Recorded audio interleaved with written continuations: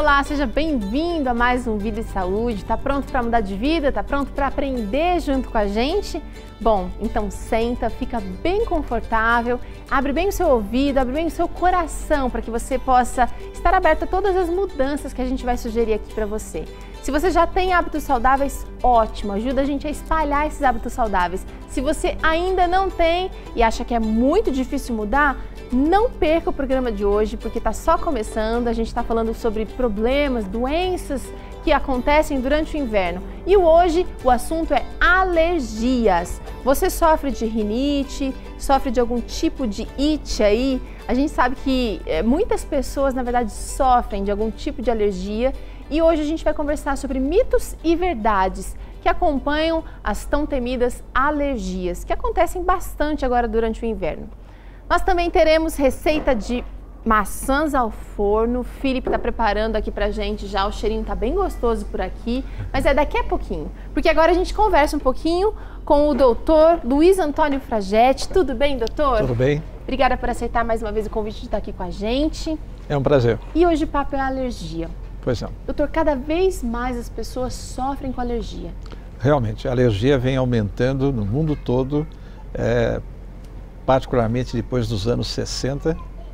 Você tem uma teoria de por que isso tem aumentado tão provavelmente pela sociedade industrializada, pelo aumento de poluição, por tudo isto, né? Tudo isso e mais um pouco, né? Olha, durante o inverno a gente sabe que as alergias também pioram, as crianças sofrem muito. Normalmente a umidade do ar, pelo menos aqui na região de São Paulo, sudoeste, sul, a umidade do ar cai bastante, parece que as alergias ficam piores, doutor. Sim, o alérgico ele sempre mantém uma atividade inflamatória no aparelho respiratório, particularmente, e eventualmente na pele, de caráter mínimo constante. Na verdade, ele não chega, entre aspas, a sarar. Doutor, quando você tem essas condições de, por exemplo, umidade relativa do ar baixa, você agride essa atividade inflamatória. Então, a inflamação do alérgico piora. Então faz sentido que um alérgico ele tem que se preocupar ainda mais com a hidratação, pelo menos com bebida, com banhos, faz sentido? Sim, sim. Particularmente ele deve se manter muito bem hidratado, tanto na sua pele, quanto no corpo todo, quanto no aparelho respiratório. Agora, eu nunca tinha parado para pensar que, por exemplo, a rinite tem a ver com alergia, por exemplo, de pele. É comum? Sim, tem, sim. O atópico é o alérgico, digamos, completo. Ele chega a ter a rinite, a asma e dermatite atópica, com um padrão chamado eczema. Agora, quais são as alergias mais comuns durante o inverno, doutor? A rinite, a asma e, em terceiro lugar, a dermatite. Embora a dermatite possa eventualmente piorar para alguns muito mais no verão, para alguns, em função da desidratação da pele nos meses de inverno, ela também se agrava bastante. Quando é que a asma ataca? Quando a asma, a rinite, a sinusite também é considerada uma alergia ou não? Na verdade, a rinite, após algum tempo, ela evolui por uma questão de continuidade de tecidos para também um processo de inflamação dos seios da face. Então, ela é, na verdade, uma rinocinusite. Então, é uma rinite piorada. Sim, sim. Quando ela ataca, doutor, o que a gente pode fazer? Ou a asma, ou a rinite, ou a sinusite? Bom, primeiramente, você deve, como nós falamos, manter-se bem hidratada e, se possível, hidratar localmente todos os tecidos comprometidos. Em segundo lugar, o tratamento deve ser instituído no sentido de resgatar dessa agudização. Normalmente se usam anti-inflamatórios, padrão corticosteroides. O mais importante é tentar evitar que haja essa piora, quer nasal, quer bronquial, quer da pele. Né? Para isto é que o alérgico deve ser visto sob o ponto de vista de um tratamento preventivo ou de manutenção e de um tratamento de resgate, um tratamento no momento de uma agudização, de uma piora. Agora, doutor, a gente muitas vezes parece que não tem como evitar, mas eu estou entendendo aqui que a gente pode sim evitar uma crise mais aguda, mantendo a hidratação, mantendo uma boa alimentação. O tratamento preventivo, ele prevê ação em 3 grupos de, digamos, de domínios, né? Primeiramente, o controle ambiental. Esse controle ambiental, para aquele indivíduo sensível ao pó, é a limpeza do seu ambiente adequada, utilizando, por exemplo, panos úmidos, né?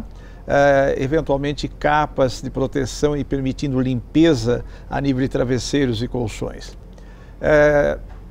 Então, dependendo do fator causal, você vai estabelecer medidas de controle ambiental. Ponto.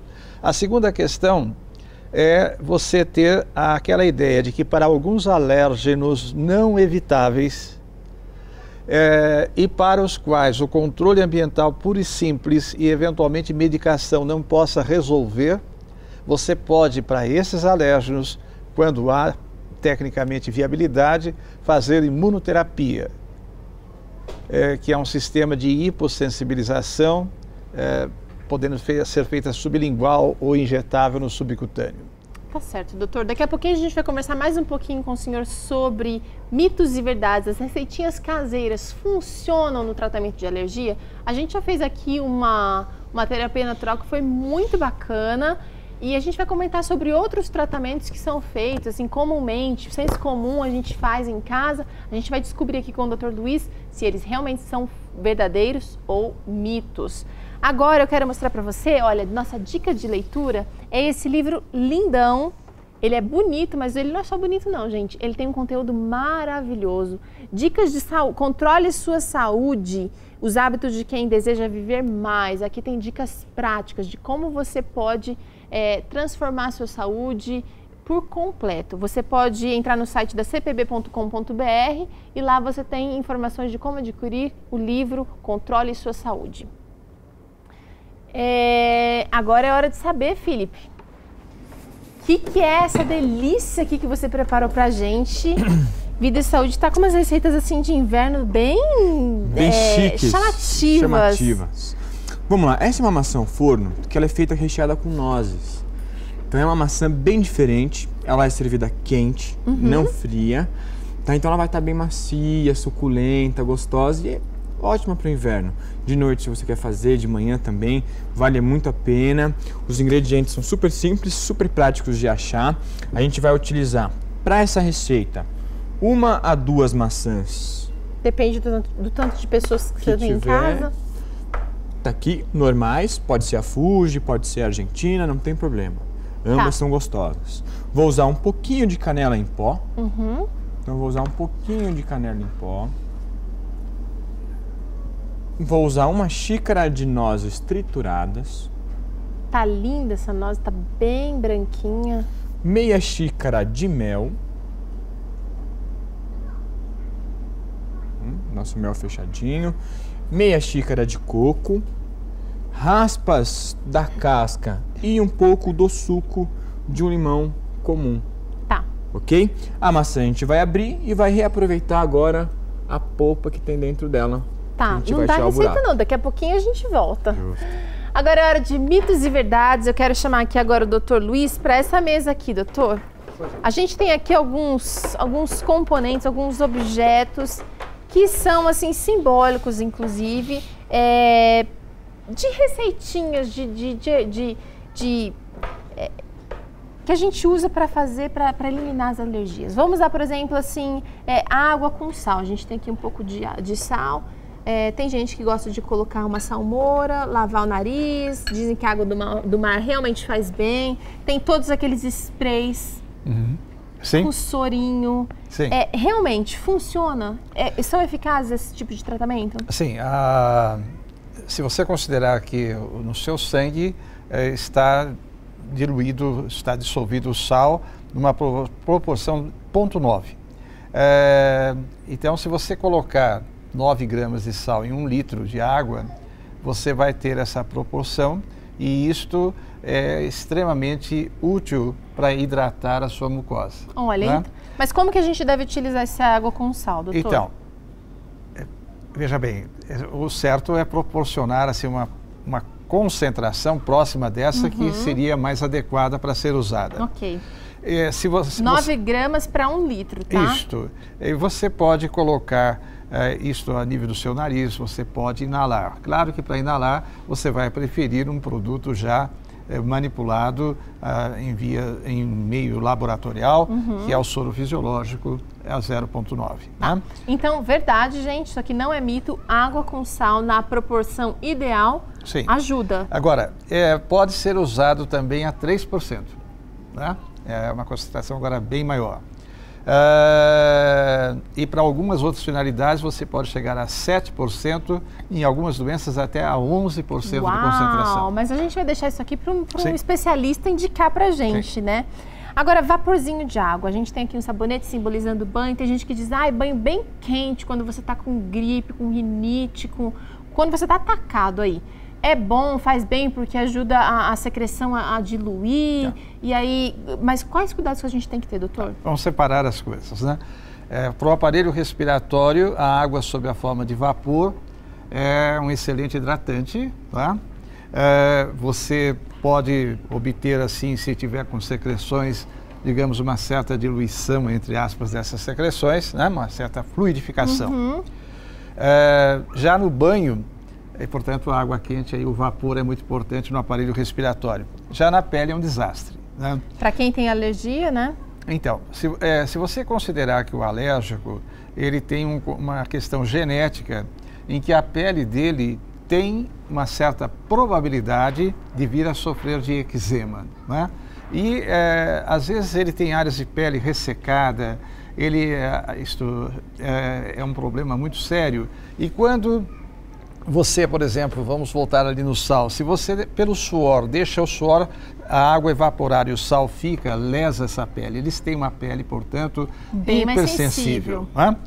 Então, o banho quente, ao remover a gordura da pele, expõe muito mais essa sensibilidade agora até a ação de um vento frio passando sobre a pele, desidratando-a muito mais. Ressecando. Sim, ressecando. Exato. Tá. Chazinho. Chazinho, por exemplo, tem gente que gosta de inalar o chazinho de menta, tem gente que põe até uma essênciazinha que vai arder o olho pra caramba. Eu já fiz a experiência em casa, não deu certo. Mas dizem que um chazinho de camomila, um chazinho de hortelã, é bom.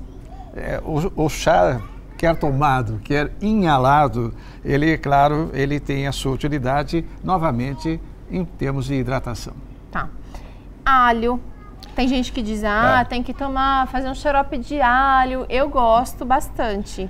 Eu não indicaria como xarope, não?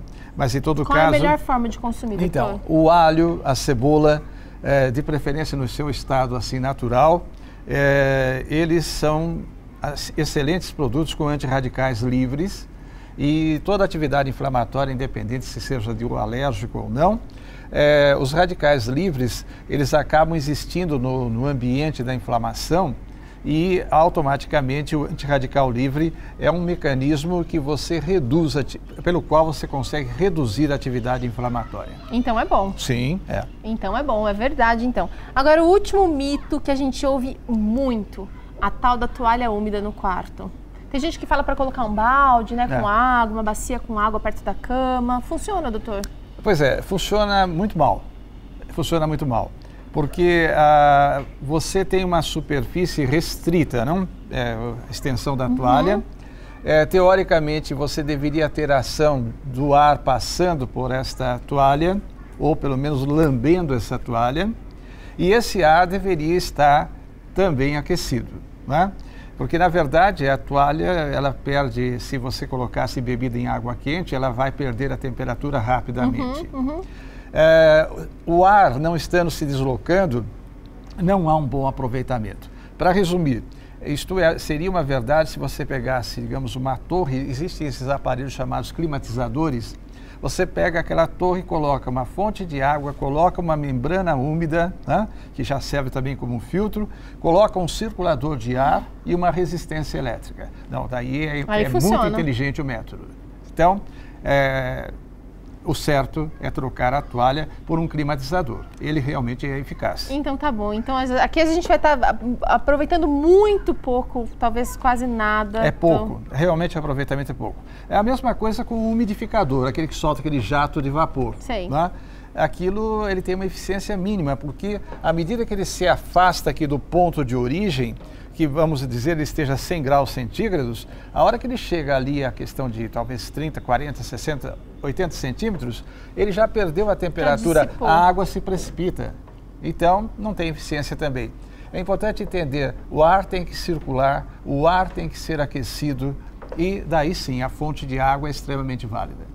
Ah, então tá bom. Então você teve aqui Mitos e Verdades com o Dr. Luiz Antônio Fragetti. Ele está aqui com a gente durante toda essa semana falando sobre problemas, doenças que acontecem mais comumente aqui durante esse período mais frio do ano, que é o inverno. Bom, a gente vai para um rápido intervalo, na volta tem maçãs ao forno. Não sai daí não, que você não pode perder essa receita.